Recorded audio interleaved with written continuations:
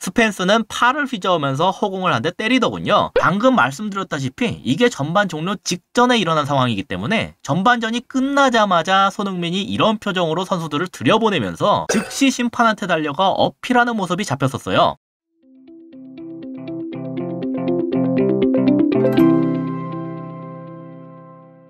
안녕하세요. 축구 보는 기자 축복입니다. 토트넘이 아스날에게 2대1 역전패를 당했는데요. 손흥민이 전반전이 끝나자마자 크게 분노하면서 심판진에게 어필을 하는 모습이 잡혔었어요. 그래서 전술적인 문제점에 대해서는 다음에 다루고 오늘은 이 점에 대해 집중적으로 다루려고 합니다. 여기서 이게 동점골을 허용하게 된 코너킥이 오심이기 때문이 아니냐 그런 말들도 나오고 있는데 보시다시피 마지막에 트로사르의 무릎을 맞고 나갔기 때문에 확실히 오심이 맞습니다. 다만 진짜 솔직하게 말씀드려서 이런 식의 코너킥 오심은 워낙 많이 나오는 데다가 선수들 스스로 중간에 리플레이를 돌려볼 수도 없는 일이라서 이거 하나를 갖고 손흥민을 비롯한 선수들이 그렇게까지 심판진한테 어필을 했을 가능성은 거의 없다고 봐요. 그렇다면 뭐 때문에 그랬냐? 반칙에 대한 기준이 왔다리 갔다리 했다는 게 가장 큰 이유라고 봅니다. 지금은 손흥민을 향해서 골킥이 날아오는 상황인데요. 아스날이 워낙 강력하게 전방 압박을 가했기 때문에 토트넘이 이런 식으로 길게 찌르는 경우가 종종 있었어요. 그리고 이렇게 되니까 공격진과 수비진이 1대1로 경합을 하는 상황이 됐죠. 여기에서 볼이 날아오고 있는 방향에 있는 손흥민과 팀버의 모습이 중요했는데 1차적으로 손흥민이 이 볼을 받아내는 것에 성공을 했습니다.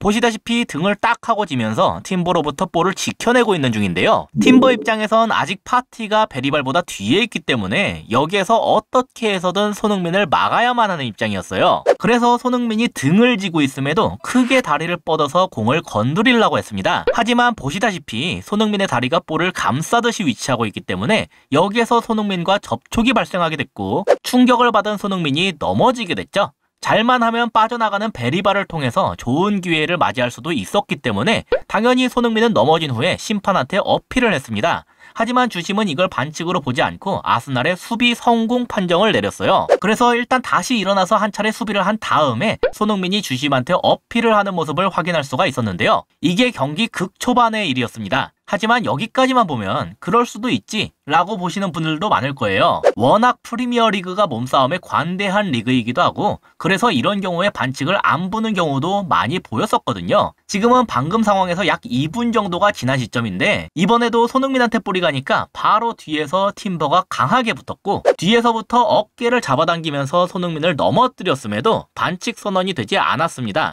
아마 아스날 선수들한테는 여기서 반칙이 되어도 좋으니까 이렇게 넘어왔을 때 반드시 끊어내란 지시가 있었을 거예요. 프리킥을 내주더라도 별로 위험하지가 않은 장소잖아요. 그런데 주심 성향이 관대하니까 이걸 공격으로까지 계속 이어갈 수가 있어서 더욱 좋다. 아마 이 시점에서 양팀 선수들에게 확실하게 인식이 됐을 겁니다. 오늘 주심은 몸싸움에 관대하니까 웬만하면 파울을 불지 않겠구나라는 걸 말이죠. 그럼 문제가 뭐냐? 막상 토트넘한테는 엄격하게 불었다는 거예요. 방금 장면에서 2분 정도 지난 시점인데요. 팀버가 측면에서 볼을 잡고 올라오니까 베리발이 이걸 잡기 위해서 붙은 상황이죠. 지금 그림만 보면 마치 당장이라도 크로스를 올릴 것 같은데 실제로는 뒤로 볼을 빼내려고 했습니다. 아마 크로스를 올려도 받을 선수가 별로 없기 때문인 것 같은데 당연히 바로 옆에 있는 베리발이 그걸 그냥 내버려 두지 않았어요. 지금도 보시면 이미 서로 팔이 하나씩 잡혀있는 상황이죠.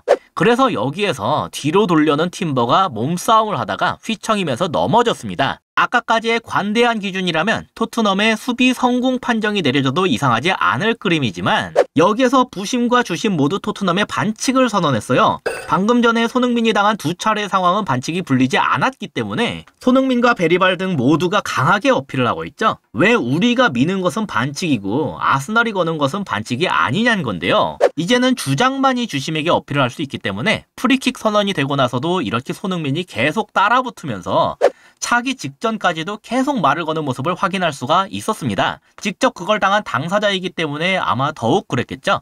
덕분에 아스날은 이런 컨셉을 부담 없이 유지할 수가 있었습니다. 토트넘이 전방 압박에 못 이겨서 롱패스를 하게 되면 해당 지역 공격수한테 강하게 접촉해서 이걸 빼앗고 그대로 공소유권을 안전하게 되찾아온다.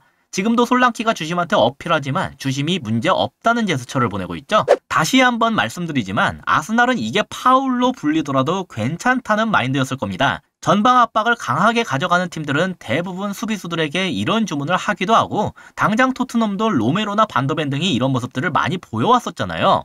문제는 이런 전략성 파울에 대한 주심의 기준이 아스날에게 좀 더 관대한 경우가 많았다.